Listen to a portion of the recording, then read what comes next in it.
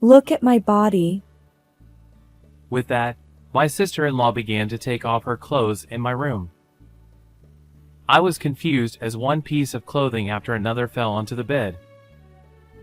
A shirt made of soft-looking material, then pants and underwear, and more clothes just piled up.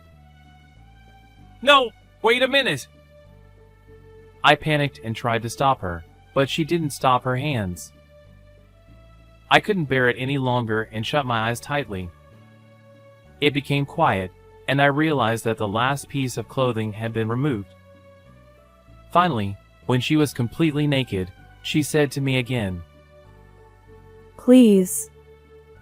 Look. "I am Luke, a 32-year-old office worker, and I have one older brother.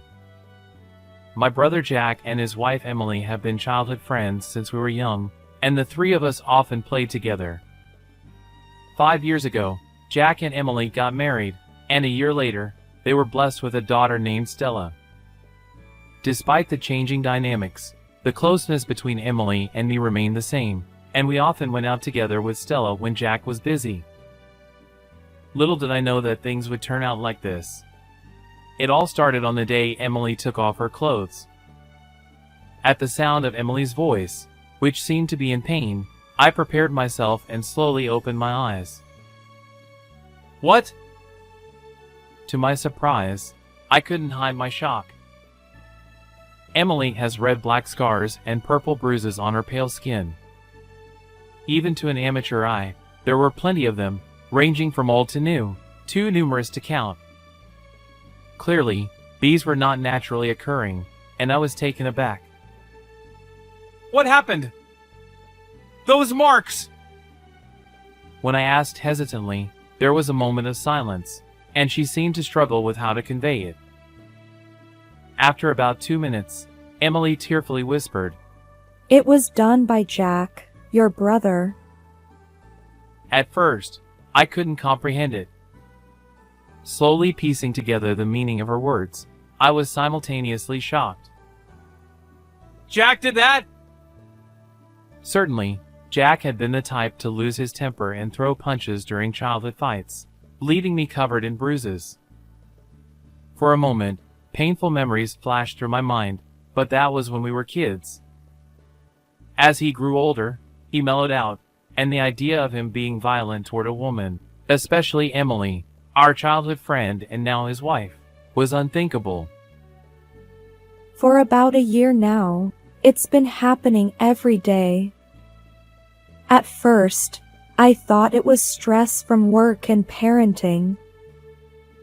The situation escalated day by day, and she started receiving verbal abuse regularly. I couldn't bear it anymore. Emily continued.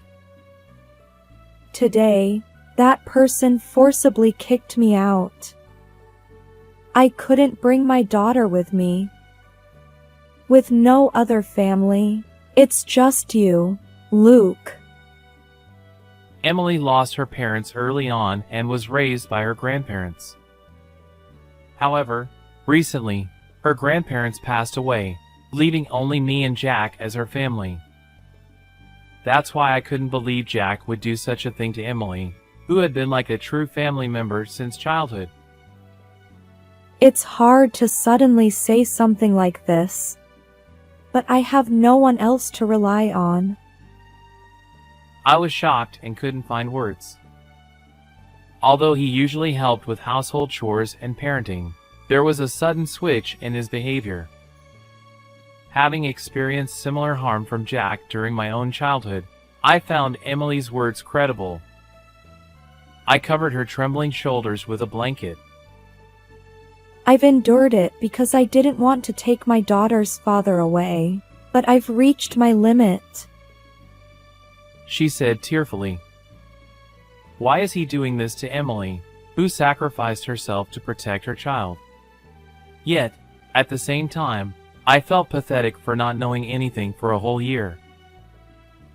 I went through something similar as a child, too. I believe you, Emily. I'm sorry I didn't notice sooner. Luke isn't at fault. I'm also to blame for hiding it. Emily, with tears in her eyes, looked truly distressed. I'll find a way to save Emily. And I can't let Jack continue like this. Feeling strongly in my heart, I shared a plan. Emily, it might be tough, but will you give it your best? Emily looked directly into my eyes and nodded quietly. However, conflicting feelings about trusting Jack still swirled within me. 2 weeks later, Jack suddenly visited my house. When I saw Jack's face, I remembered Emily, and anger threatened to overwhelm me, but we were still in the middle of that plan. I deliberately feigned calmness. Jack threw his legs onto the table and sat down. Hey! Jack had been silent since arriving home, and now he began speaking in an irritable tone. Emily came to your place 2 weeks ago, right? What were you doing? I couldn't hide my surprise. Emily had later told me she hadn't revealed her whereabouts that night, so how did he know she was here? Look at this! On Jack's smartphone screen, there was a red dot displayed on what seemed like a map. It was the kind you often see in movies. It's GPS. I put it on Emily because I love her. And yet, her affair partner turns out to be my own brother. Apparently, I was suspected of being Emily's affair partner. Jack expressed love for Emily, but it seemed more like possessiveness. Concealing my agitation and anger, I denied it. No, it's not like that. That day, I was discussing Stella's situation. Ouch! Suddenly, a dull sound echoed, and the taste of blood filled my mouth. A few seconds later, I realized I'd been punched. Don't play dumb. Emily's erased all the emails between you two. Clearly, it's an affair. Deleting the email history was something I asked Emily to do. We couldn't risk Jack discovering our plan. And judging by his behavior, it seemed to be working. Listen, if you make any suspicious moves again or tell anyone about today, it won't end well. Jack said this, kicked the trash can in the room, and left the house. My cheek throbbed from the blow. Jack, now an adult, packed a punch far beyond what he did during our childhood. I trembled with anger, wondering how Emily endured this. That night, Emily called me. Jack was apparently out, and she timed her call carefully. Jack gleefully talked about hitting you. I didn't know I was being tracked with GPS. I'm sorry. She apologized. It's okay. Besides, we still have our plan, right? After a brief silence, Emily murmured. Thank you. Then she continued. There's something I need to tell you. Stella has been unusually afraid of dark places lately, so I asked her about it. It seems Jack has been locking Stella in the closet. Stella? Yes. When I asked Stella, she said she was too scared to tell me about Dad. I was stunned. Jack seemed to target the times when Emily was away, and it's no wonder she hadn't noticed. Not only his wife, but also their 4-year-old daughter endured such cruelty. I must never forgive Jack. That decision echoed in my heart. That's not all. He took away the savings I'd accumulated even before we got married, claiming it was punishment for my affair with you. That's... He even forced me to reveal my account PIN. Probably used that money for... Understood. Let's settle this soon. Is our plan working as expected? Yes. Then let's execute it soon. With those words, we hung up. The time for revenge against Jack had finally come. 2 days later, I called Jack to my house, saying I had something to discuss.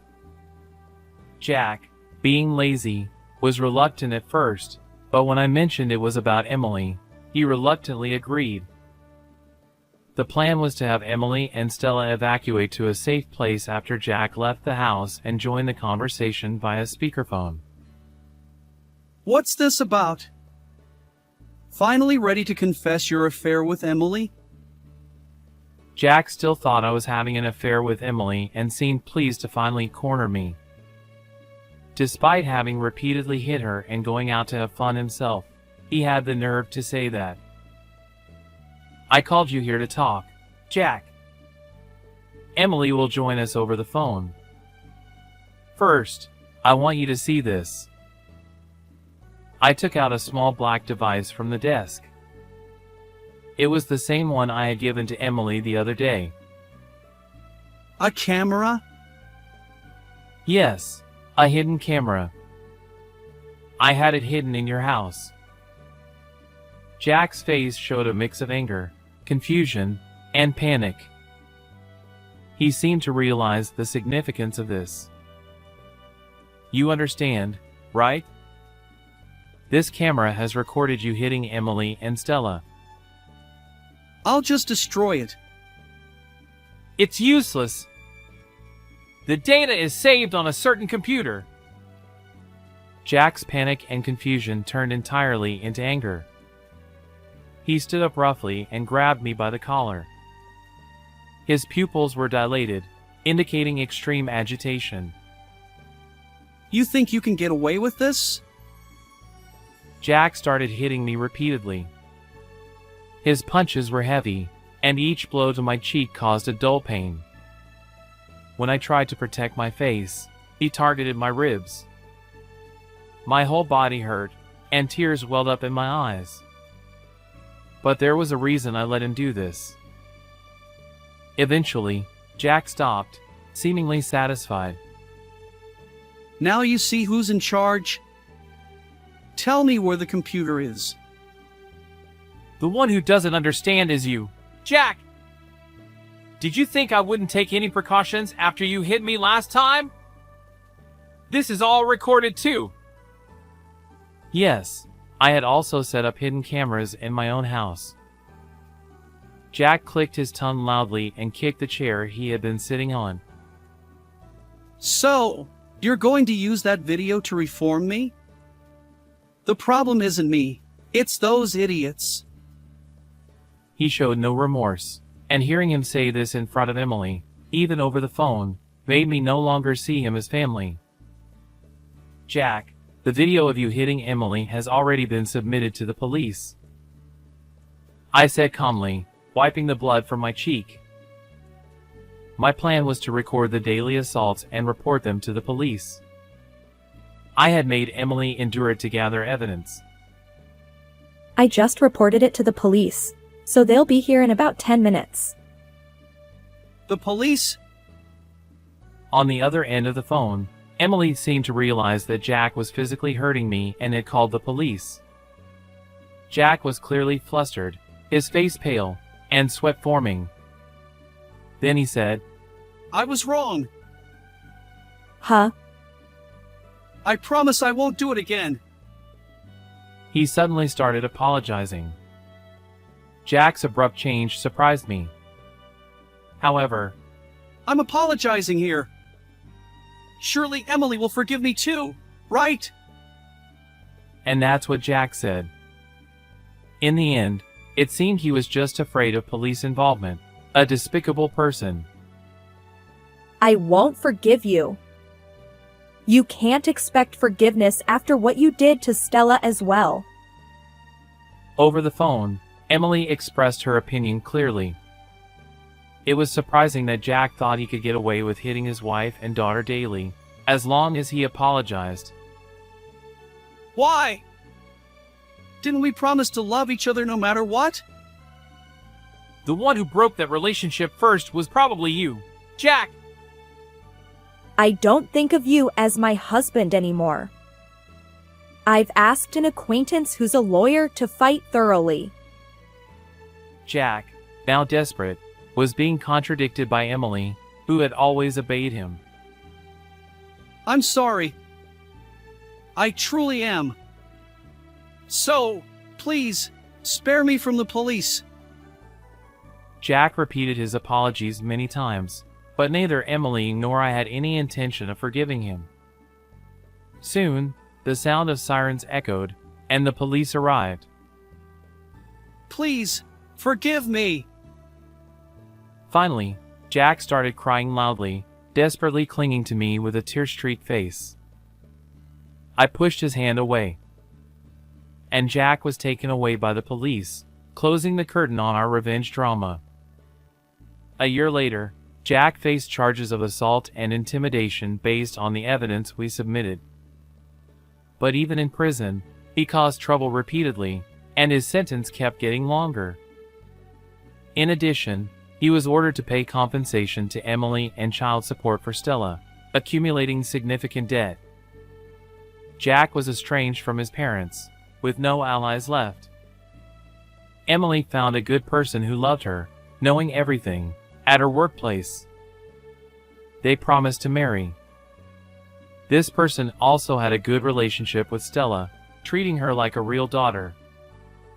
Stella gradually recovered from her trauma, and next year, she'll be in elementary school. I'm looking forward to seeing Stella as an elementary school student. How did you like this story? Don't forget to subscribe to the channel. Well then, let's see you in the next video.